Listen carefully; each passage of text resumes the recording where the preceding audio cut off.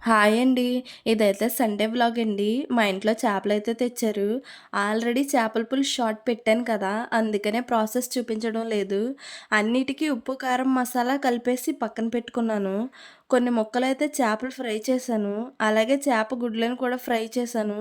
మా సైడ్ అయితే వాటిని చేప చెన అంటారు. ఇంక అన్నీ రెడీ చేసి టేబుల్ మీద పెట్టేశాను. నిన్న పెట్టిన వీడియోకి 1.2K వ్యూస్ వచ్చాయండి. నాకైతే చాలా సంతోషం అనిపించింది. ఇలాగే సపోర్ట్ చేస్తూ ఉండండి. ఇంకా మా చెల్లి వాళ్ళ ఇంటికి వెళ్తే వాళ్ళ పిల్లలు ఈ బుడ్డి బుడ్డి సామాన్లతో ఆడుతుంటే ఎందుకో వీడియో తీయాలనిపించింది. మేమైతే మట్టితో చేసిన సామాన్లతో ఆడుకునే వాళ్ళం. ఈ సామాన్లలో ప్లాస్టిక్ చాక్ అయితే వచ్చిందండి. దీనితో యాపిల్ మీద ప్రయోగం చేశాము.